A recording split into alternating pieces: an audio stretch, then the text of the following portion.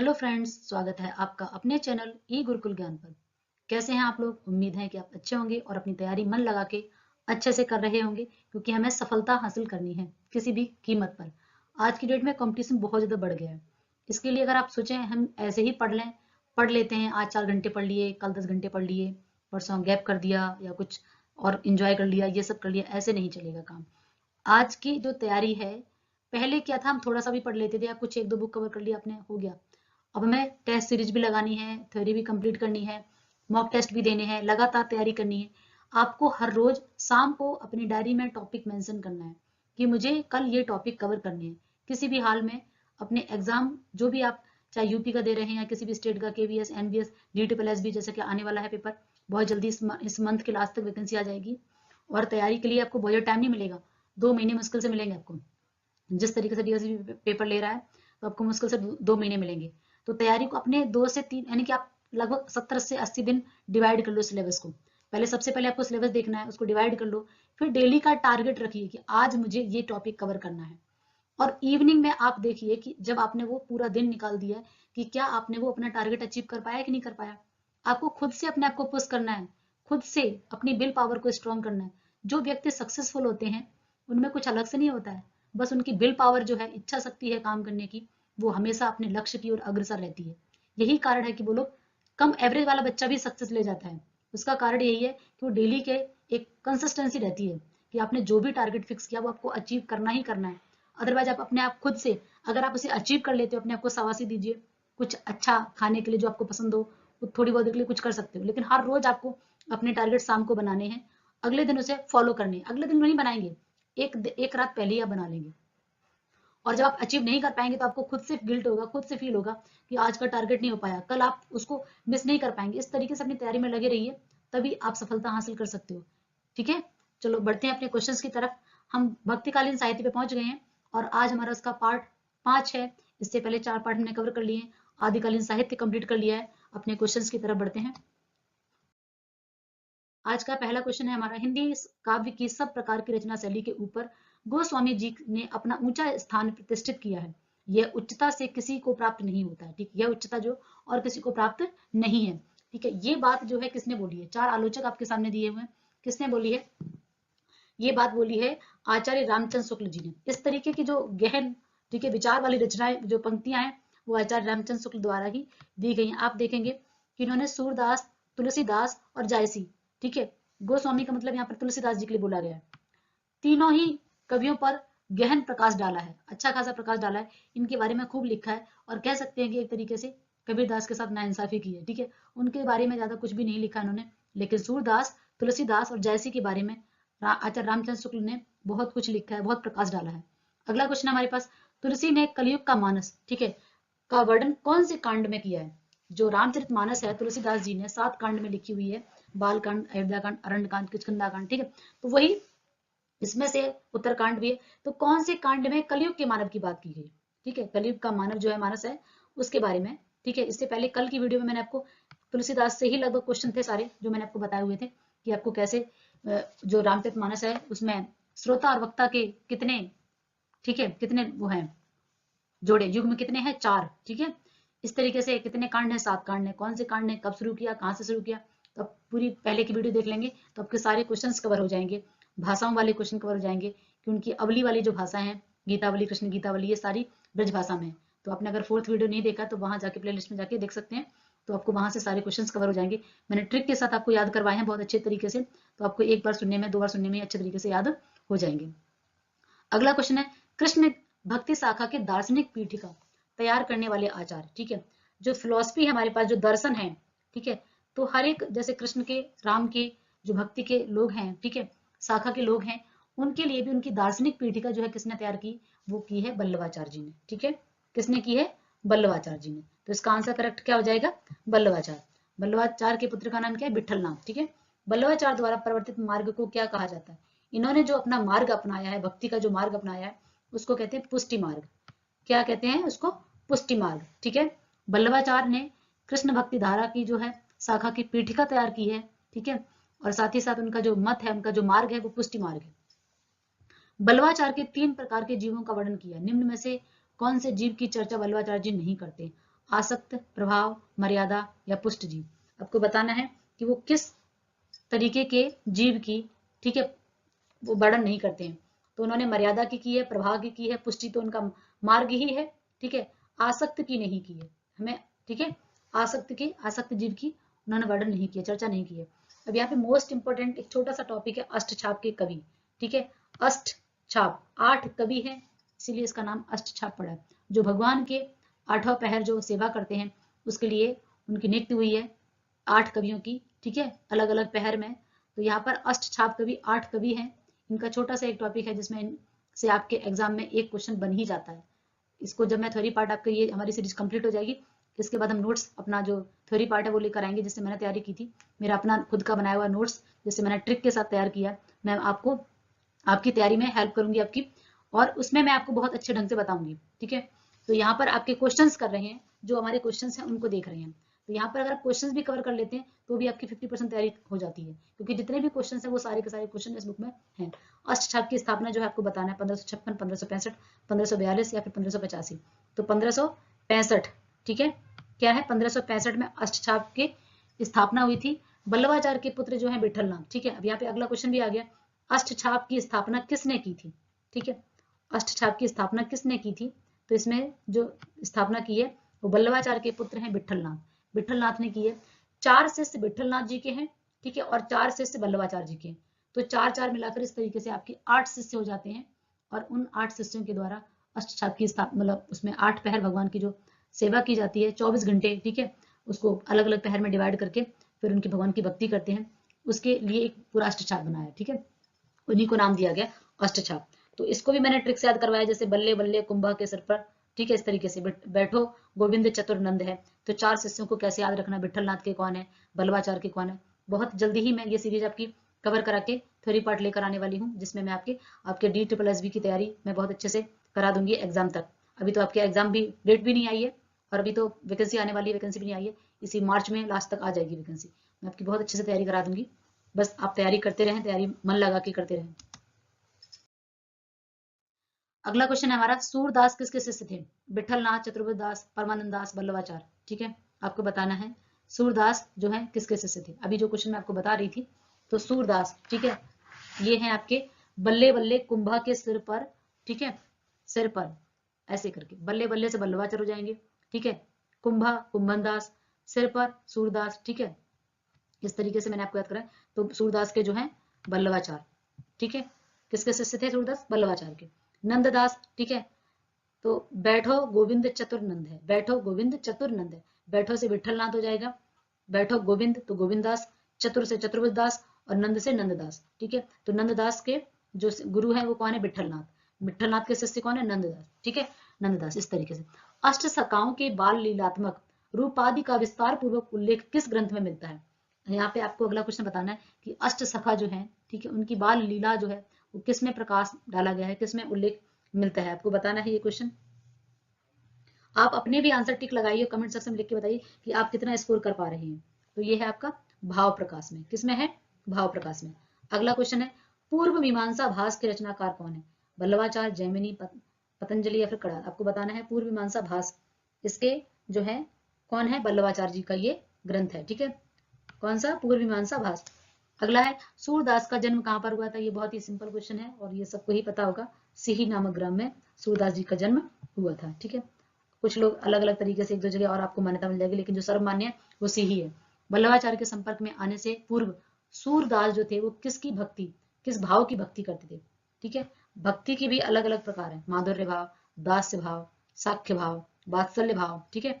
तो यहाँ पर जब बल्लभाचार्य के संपर्क में नहीं आए थे, क्योंकि बल्लभाचार्य गुरु है, उससे पहले सूरदास जो थे भगवान की भक्ति जो करते थे वो कैसे करते थे, दास्य भाव में करते थे, ठीक है, कैसे करते थे, दास्य भाव में करते थे। अगला क्वेश्चन है, बिमल बुद्धि गुण और की जो यह सुन श्रवण धर, सुर कवित सुन कौन कवि जो नहीं सिर चालन करे। पंक्ति आपको बतानी है किसकी है, ठीक है, ये पंक्ति जो है आपको बतानी है किसकी है, ये है आपके नावादास जी की। ज्यादातर नावादास ने आपको सूरदास के बारे में, तुलसीदास जी के बारे में जो पंक्तियां कही हैं, तो ये सूरदास के बारे में। निम्न में से अष्टछाप के कवि नहीं है, ठीक है, नंददास हैं, सूरदास हैं, छीत स्वामी है, ठीक है, छत पे छीत स्वामी, ठीक है, तो यहाँ पर ये है आपके नावादास, ये नहीं है अष्टछाप के कवियों में। अगला क्वेश्चन है सूर सागर और साहित्य लहरी। सूर सागर, साहित्य लहरी, सूर सारावली, तीन ही रचनाएं सूरदास जी की हमें जो पढ़ने को मिलती हैं, देखने को मिलती हैं, वो तीन ही रचनाएं, सूर सारावली, सूर सागर और साहित्य लहरी। इन तीन रचना को आपको याद रखना है, ठीक है। अगला क्वेश्चन है दृष्टकूट पदों का संग्रह सूरदास की किस रचनाओं में संग्रहित है।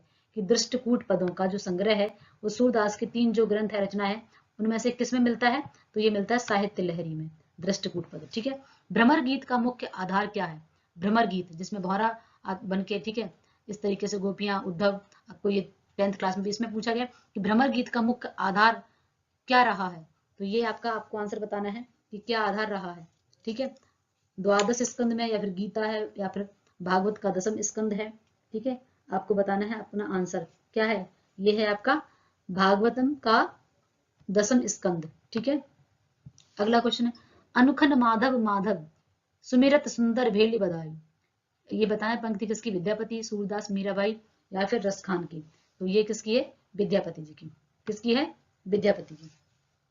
अगला क्वेश्चन है जिस प्रकार रामचरितमानस, ठीक है, रामचरित का गान करने वाले भक्त कवियों में गोस्वामी तुलसीदास जी का स्थान श्रेष्ठ है, उसी प्रकार कृष्णचरित गाने वाले कवियों में महात्मा सूर्य का स्थान है, ठीक है।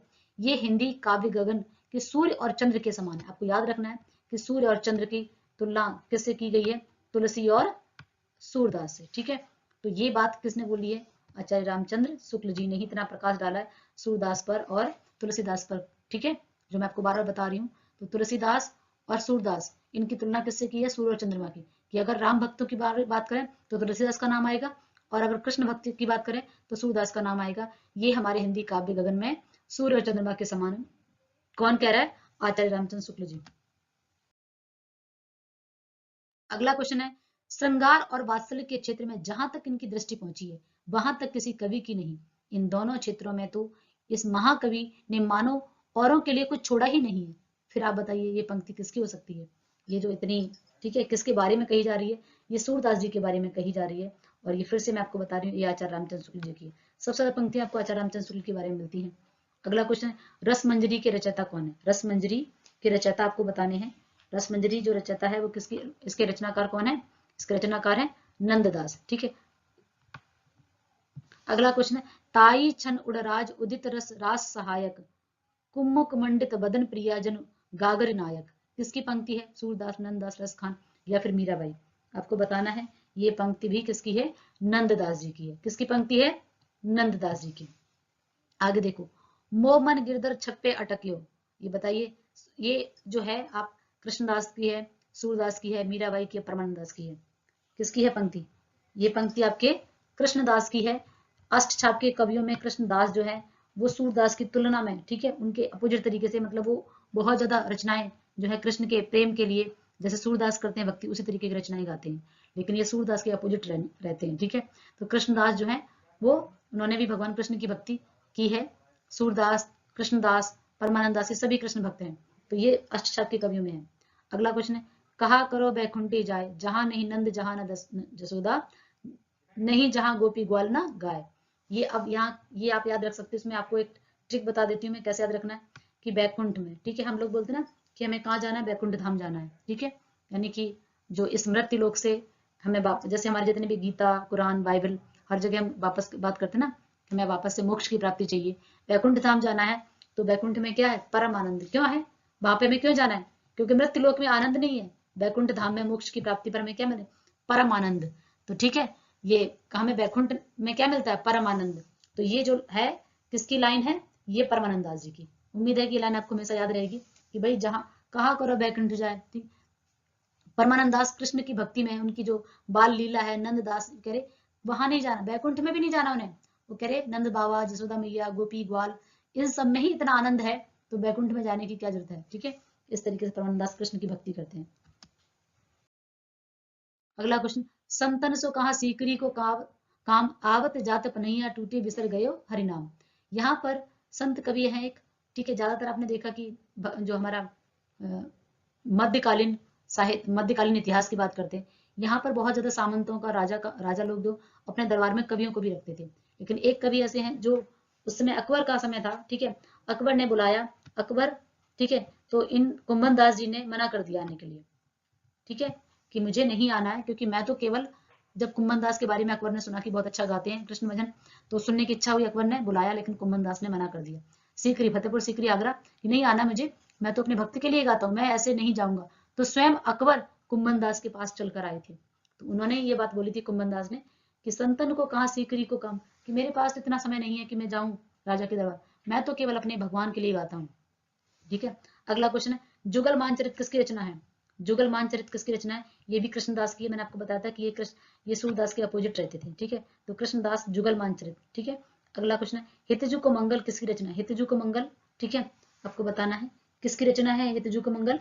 ये है आपके चतुर्भुज दास की। इसको कैसे याद रखेंगे आप? इसको देखिए, याद रखने का तरीका क्या है, हित, ठीक है, इसमें आप हित निकालिए और मंगल, हमारा मंगल करेंगे, हमारा हित करेंगे चतुर्भुज भगवान विष्णु, ठीक है, चतुर्भुज वाले भगवान विष्णु हमारा मंगल करेंगे, हमारा हित करेंगे, अगर उनके हम दास बनेंगे, ठीक है, उनकी भक्ति करेंगे तो वो हमारा क्या करेंगे, हित करेंगे, मंगल करेंगे, ठीक है।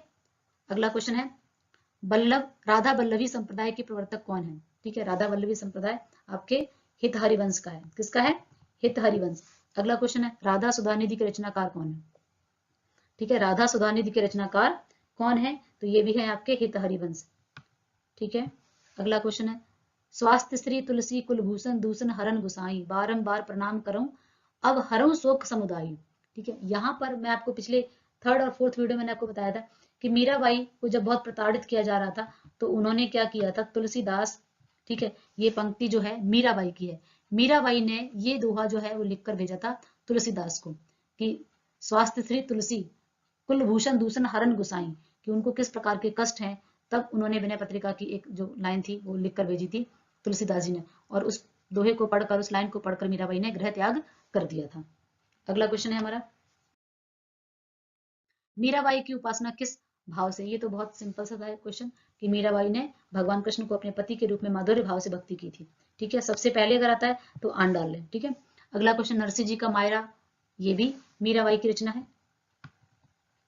अगला क्वेश्चन, या लकुटी और कामरिया पर राज तिहु पुर तो तज डार्यो, ठीक है, कि भगवान कृष्ण की जो मनमोहक मूर्त है उस पर रसखान जी फिदा हो गए थे, बहुत ज्यादा उनकी सुंदरता को देखकर, उनके पैरों को देखकर, उनकी मुरली को देखकर, उनके कपड़ों, तो वे कह रहे कि इतने सुंदर उनकी कमर और इनकी बांसुरी, ये सारे जो रूप है भगवान कृष्ण का, उन्होंने रसखान जो है उनके रूप पर मोहित हो गए थे और वहां से भक्ति प्रारंभ कर दी थी।